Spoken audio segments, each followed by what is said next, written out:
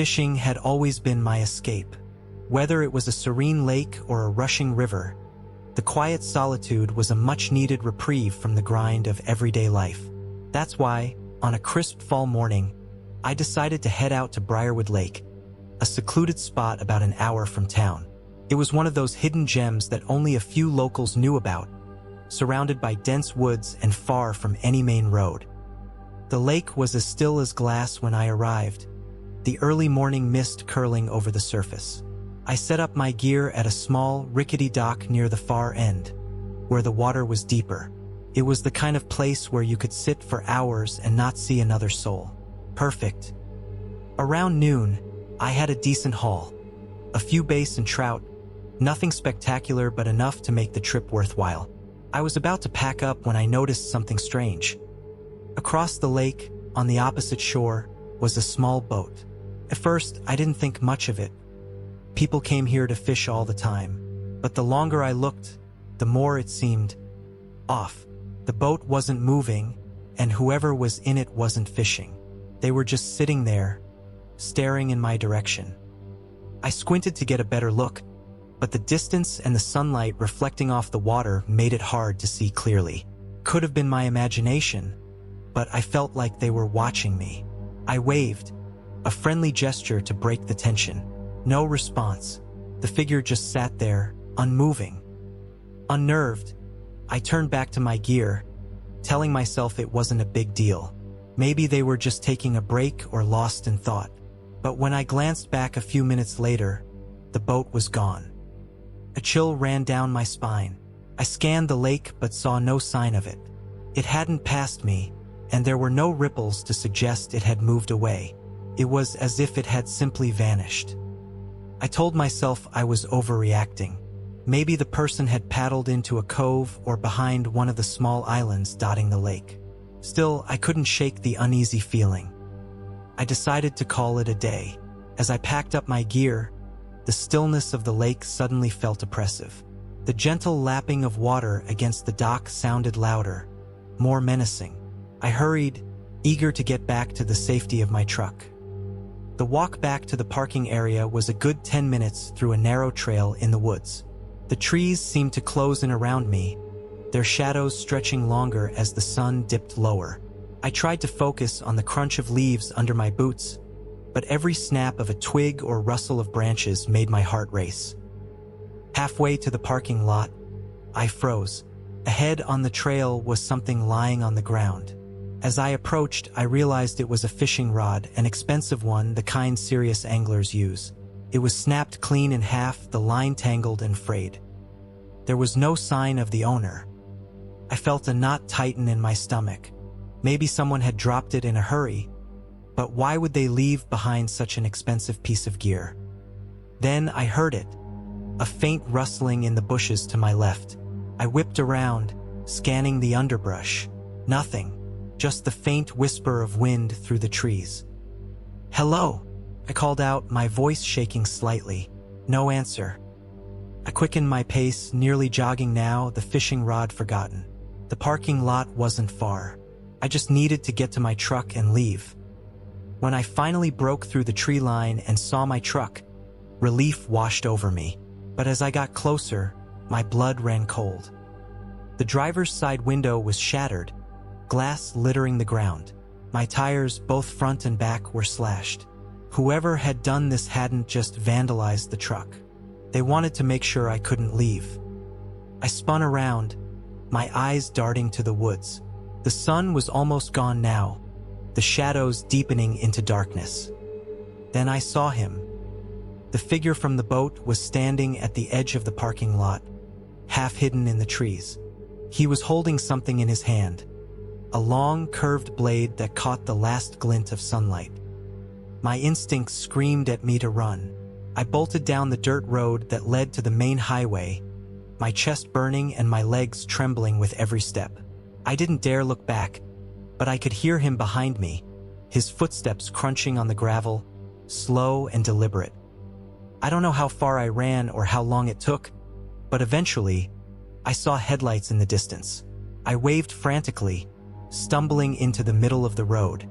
The car screeched to a halt, and the driver, a middle-aged man, jumped out, shouting something I couldn't hear over the pounding of my heart. I managed to gasp out what had happened, and he ushered me into his car, locking the doors and speeding off toward the nearest town. The police searched the area but found nothing. No boat, no man, not even the broken fishing rod. My truck was towed, but the damage was already done.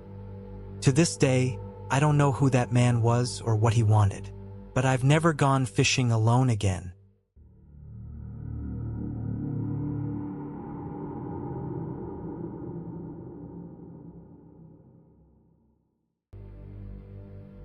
After moving to Montana for work, I'd grown to love the quiet lakes and streams tucked away in the wilderness. On New Year's Day, I decided to start the year off with a solo trip to Pinewood Lake, a secluded spot about an hour's hike from the nearest road. The snow crunched beneath my boots as I made my way along the trail. The lake was frozen over, but the ice near the edges had melted enough for casting. It was serene, just the sound of wind brushing through the pines and the occasional crackle of ice shifting. I set up my rod and sat on a foldable chair, the cold biting through my gloves. After a while, I caught a few trout, nothing huge, but enough to make the trip worthwhile. Around noon, I decided to stretch my legs and walked along the shoreline, leaving my gear where it was. That's when I noticed the tracks. They weren't fresh, but they stood out in the thin layer of snow. Boot prints. What struck me as odd was that they circled the area where I'd been fishing, then led into the woods. There were no other cars at the trailhead, and I hadn't seen anyone else on the way in. I followed the prints for a few feet before stopping myself. It wasn't my business, I thought. Whoever it was, they were probably long gone. But the unease lingered. I returned to my spot and cast my line again, forcing myself to focus on the stillness of the lake. Hours passed, the sky shifting from pale blue to the amber hues of late afternoon. I told myself I'd pack up after one last cast. As I reeled it close enough to see, my stomach turned. It wasn't a fish. It was a tangled bundle of clothes, knotted together like someone had tried to hide them. I dragged it onto the shore, my heart pounding with a mix of confusion and dread. The bundle was soaked and caked with mud, and the smell hit me immediately. A foul, earthy stench mixed with something metallic, like blood that had been left to sit too long. I hesitated, but curiosity, or maybe a sense of obligation, drove me to open it. The knot was tight, the fabric stiff with frozen mud. When I finally managed to pull it apart, the contents spilled onto the icy ground. The first thing I saw was a tattered gray hoodie, the fabric stained and torn in several places. The hood was frayed, and one sleeve was missing entirely, the jagged edge suggesting it had been ripped off. Beneath it was a pair of jeans, so soaked and encrusted with dirt that their original color was hard to make out. The knees were shredded, and the back pocket was torn clean off, leaving a flap of fabric hanging loosely. A single hiking boot lay at the bottom of the bundle, its laces missing and the toe scuffed as if it had been dragged or kicked against something hard. The sole was worn down with patches of exposed rubber, and small pebbles were wedged into the treads. Tucked into the folds of the hoodie was something small and metallic. I reached for it with shaking hands and pulled out a rusted belt buckle, its edges caked with what looked like dried blood. The design on it, a simple star within a circle, was barely visible under the corrosion. As I stared at the pile, my mind raced. These weren't just random clothes. They told a story, though I couldn't piece it together. What stuck with me most, though, was the smell. It wasn't just the damp, musty odor of wet fabric. There was something else. A sour, rotting undertone that clung to the air around the bundle. The sun dipped lower, and the shadows stretched long and dark across the snow. I stuffed the clothes back into the bundle and tossed them aside, deciding I'd seen enough. As I hurriedly packed my gear, I noticed something else near the shoreline. A small wooden lure, carved and painted by hand. It wasn't mine. Grabbing my things, I started the trek back to my car, the sense of being watched prickling the back of my neck. Every snap of a branch or rustle of wind made me jump. When I reached the trailhead, my relief was short-lived. My car, which had been the only vehicle in the lot earlier, now had a fresh set of tire tracks beside it. Someone else had been there. I didn't waste time. I threw my gear into the back seat and peeled out of the lot, my tires sliding on the icy road. The whole drive home, I couldn't shake the feeling that I was being followed. I called the local sheriff's office that evening, explaining what I'd found. They seemed skeptical but promised to send someone to check it out. A week later, I got a call back. The deputy informed me that the clothes I'd found matched the description of a man reported missing 2 months prior. His body was never recovered. They asked if I'd seen anyone or noticed anything unusual. I didn't mention the lure or the tracks in the snow. I just told them the truth. I hadn't seen anyone, but it didn't feel like I'd been alone. I haven't been fishing since. The thought of being out there, miles from anyone, sends a chill through me that has nothing to do with the cold.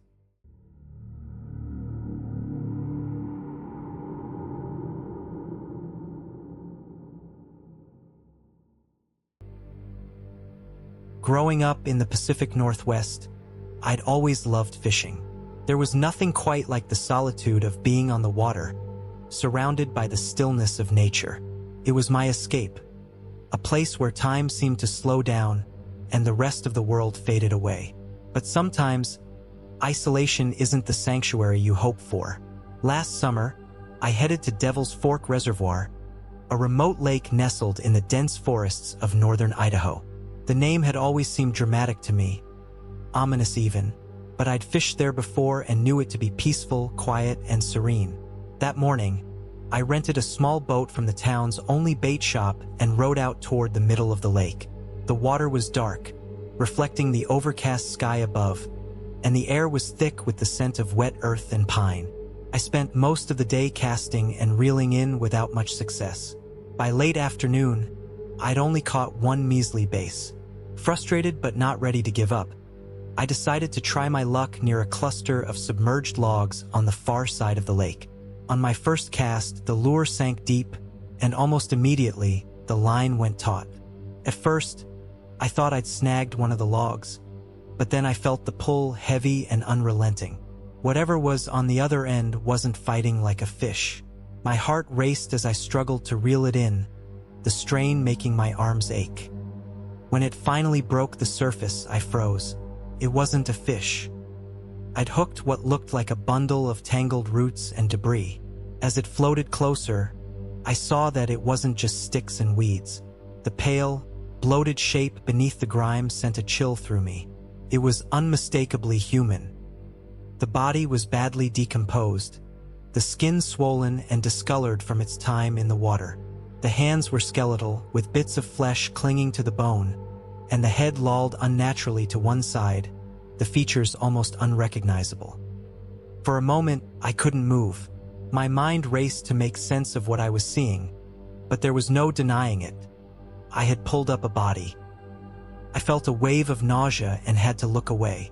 My hands trembled as I reached for my phone and called 911. It was hard to find my voice, but I managed to explain what I'd found. The dispatcher kept me on the line until help arrived, her calm voice doing little to ease the terror that gripped me. When the police arrived, they took over immediately, securing the scene and retrieving the remains from the water. They asked me a few questions, but I barely registered their words. All I could think about was the lifeless form I had pulled from the depths, a grim reminder of how quickly life could end. Over the following weeks, the story made headlines. The body was identified as a local man who had disappeared months earlier. The police later confirmed that the man had been murdered, though they didn't release further details about the investigation. I haven't been back to Devil's Fork Reservoir since that day. The thought of being out on that water again, knowing what I found there, is too much to bear. Fishing used to bring me peace, but now, every time I cast a line, I wonder what might be lurking below the surface.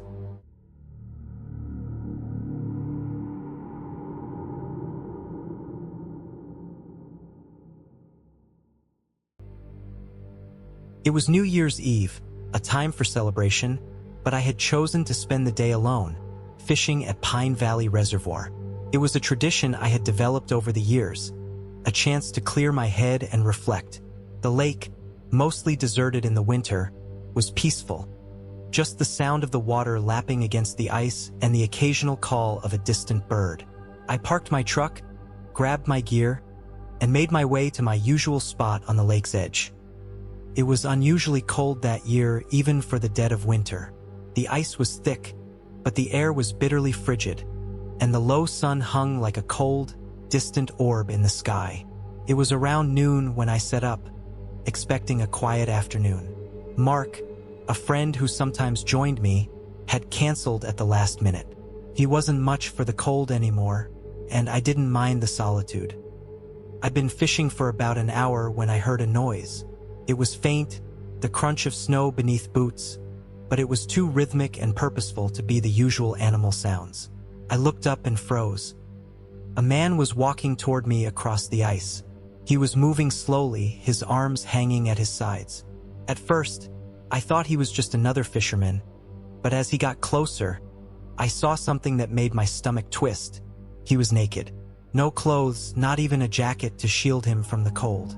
His pale, gaunt body stood out starkly against the frozen landscape. His skin was red from the cold, his lips blue, and his eyes glazed over as if he didn't even notice the freezing air around him. I quickly stood up, my heart racing. "Hey, are you all right?" I shouted across the ice, but the man didn't respond. He just kept walking, slowly and without purpose, his eyes never meeting mine. I knew something was wrong. People don't end up naked in the middle of a frozen lake unless something had gone horribly wrong. I made my way toward him, but the closer I got, the more I could see the signs of something far worse than just hypothermia. The man was trembling violently, barely able to stay upright. His feet shuffled awkwardly over the ice as though he was too weak to walk properly.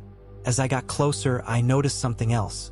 There were no marks of any sort of injury on his body, no cuts or bruises, just the signs of someone who had been exposed to the elements for far too long. When I reached him, he collapsed onto the ice, his body giving way as if it couldn't take any more. I knelt beside him, shivering in the cold, but it wasn't the temperature that made my skin crawl. His eyes flickered briefly toward me, but he didn't speak, didn't try to explain himself. I knew I couldn't carry him back to the truck alone. I needed help and fast. I fumbled with my phone, but of course the signal was weak out here. No way to call the authorities. I glanced around desperately. Then I saw my truck, parked just a short distance away. It was my only chance to get him somewhere warm before it was too late. I grabbed the man by the shoulders and tried to pull him, dragging him across the ice toward the truck. It was painfully slow, and with each movement, I could feel the ice creak beneath us. Every time I pulled, the ice seemed to groan as though warning me, but I couldn't stop. The man was slipping in and out of consciousness, his body growing colder with every passing minute. When I finally reached the truck, I heaved him into the back seat, trying to wrap him in whatever warmth I could muster. I turned the heat up full blast and tried to get some feeling back into his limbs. His body was stiff, his breath shallow, but at least he wasn't dead. I drove as fast as I could to the nearest hospital, my mind racing. I couldn't help but wonder what had happened to this man. Who would leave someone alone to freeze on a lake like that? At the hospital, they rushed him inside as soon as we arrived. I gave my information to the nurse, but the situation was so urgent that I didn't have time to ask any questions. The man was quickly taken into the emergency room. The next few days were a blur, but I couldn't stop thinking about what had happened. A part of me needed answers to understand who this man was and why he had been left to die on the ice. A few days later, I finally got my chance. I went to the hospital hoping to speak to him. I wasn't sure what I expected, but I needed to know the story. He was awake, looking better than when I'd found him, though still weak. I introduced myself, and he looked at me with a blank expression at first, as if trying to place me. "Do you remember what happened?" I asked gently. He paused for a long moment, his face tight with discomfort as he struggled to recall the events. Then slowly he spoke. "My name's Daniel Holt. I was in a lot of debt. I borrowed money from the wrong people. They came for me," he said, his voice trembling. "I didn't have enough to pay them back. They took me out to the lake, stripped me of my clothes, and left me there to die." I felt a cold knot form in my stomach as he spoke. It was clear he wasn't just the victim of a cruel prank. This was something far darker, the result of real threats and people willing to go to extreme lengths. He had been left to die, abandoned without a second thought. "They just left me there. I thought I was going to freeze to death," Daniel whispered. "But somehow I managed to make it to you. You saved me." I didn't know what to say. His story hit hard. I had never imagined someone would go that far, let alone on a cold winter's night, with no regard for another human life. "I'm sorry," I said, not knowing how else to respond. "You're lucky I was there." Daniel gave a weak smile. "I don't know what I would have done without you. I couldn't even call for help. My phone was dead. If you hadn't found me, I don't think I would have made it." I left the hospital later that day, my mind heavy with the image of that poor man. Left alone in the snow, completely exposed, a victim of his own mistakes and the cruelty of those who had chosen to punish him. I couldn't stop thinking about what he had told me. A large sum of money, threats from dangerous people, and an unforgiving outcome. I couldn't shake the thought that there were others out there. People who would do whatever it took to collect what they were owed, no matter who they hurt in the process.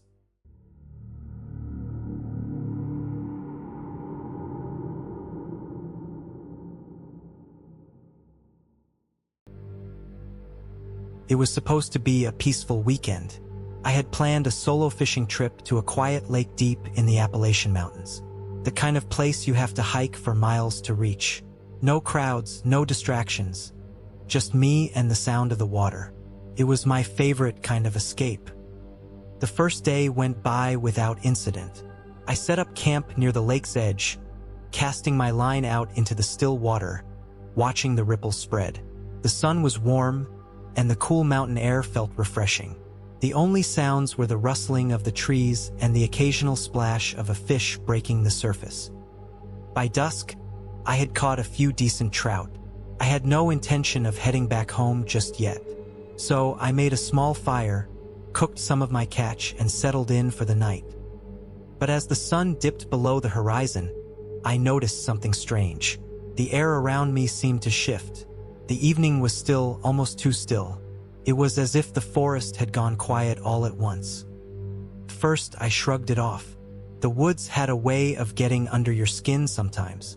But then I heard it, a soft rustling in the underbrush just beyond the edge of the camp. My instincts kicked in. Slowly, I stood up, scanning the darkness, trying to pinpoint the sound. It wasn't the wind, and it wasn't the typical noise made by small animals or birds. This was heavier, deliberate. I reached for my rifle, which I kept near the campfire, just in case.